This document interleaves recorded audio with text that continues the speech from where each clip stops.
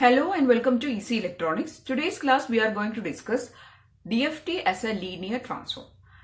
A linear transform means if you are going to transform a sequence from one domain to another domain, say for a DFT domain, and if you can reconvert the sequence to the original sequence, that is if you can convert the DFT sequence back to the original sequence without any loss, such a transform is called a linear transform. Okay, so DFT is a linear transform. So how it is a linear transform? Let's see. So first let's write the equation for DFT. You know x of k equal to sigma n equal to 0 to capital N minus 1 x of n into w n raised to kn. So this is a trivial factor format. So you can write this equation as a matrix multiplication format as capital X equal to w n raised to kn, which is your trivial factor matrix, into your input sequence x. Now let's expand this equation for a capital N equal to 4 length sequence. That is, you can write capital X equal to, your trivial factor matrix will be like this: 4 into w4 raised to, that is your second column will be w4 raised to 1, w4 raised to 2 and w4 raised to 3. So here your n equal to 4. w4 raised to 2, w4 raised to 6, w4 raised to 4 and w4 raised to 6, w4 raised to 3, w4 raised to 6 and w4 raised to 9 into your input matrix. So this is the matrix format, and your trivial factor matrix will look like this for your capital N equal to 4. So this is how you can create trivial factor matrices, and I have explained how to create trivial factor matrices in the earlier video. So if you want to find how to find the trivial factor matrix for a n point sequence, then watch that video. I'll share the link in my description box. To expand this trivial factors, you will get like this: x equal to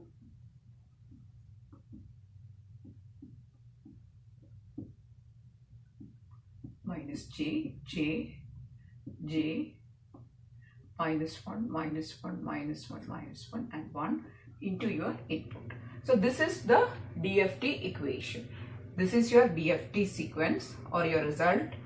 This is your input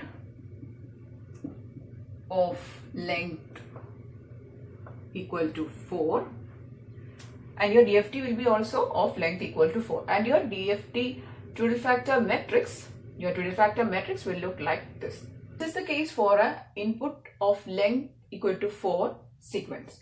So if you are taking a length equal to 4 sequence, then the matrix format of your DFT equation is like this, and this is your trivial factor matrix. So you can write in general for a n length sequence w n into x, that is your DFT equal to your trivial factor matrix into your input sequence. Okay, so mark this as equation 1. Also, if you write the IDFT equation, the matrix will look like this for a n equal to 4 sequence. That is, if you are taking a 4 length sequence, the IDFT equation will look like this: 1 by 4 into, the matrix is 1 1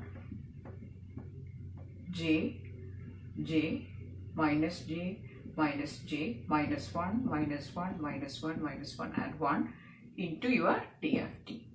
So this matrix, if you look, this matrix is the conjugate of this matrix. So this matrix is obtained by expanding the trivial factors. This is the case for your DFT and this is the case for your IDFT. So if you look these two matrices are conjugates.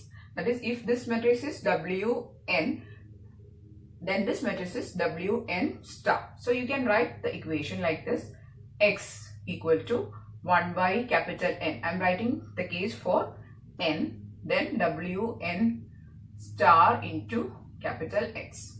So this is the equation, the generalized equation for a n point sequence for a IDFT. So mark this as equation 2. So this is your IDFT equation for a n length sequence. Okay. Now you can also find what is small x from the equation number 1, that is x equal to, if you take this Wn here, it will be Wn inverse into capital X. Mark this as equation 3. Now try to equate equation 3 and equation 2.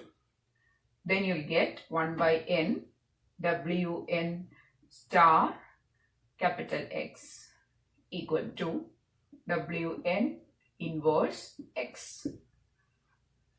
X and X you can cancel, and the remaining is, here there is a Wn conjugate and 1 by n, and here there is a Wn inverse. Multiply both sides with Wn and you will be getting 1 by n Wn conjugate into Wn equal to, Wn inverse into Wn is nothing but identity matrix. Okay, so you can take this n here. I'll write the remaining here. Wn conjugate into Wn equal to I of n into n. So this is the equation. So if you take the product of a matrix and its conjugate and you get identity matrix, then it means that the matrix is perfectly invertible matrices. And if you multiply any sequence with such matrices, you can convert the sequence back to its original form. So such transforms are called linear transforms. So it is obvious that since we are using this dual factor matrices to find DFT, DFT is also a linear transform.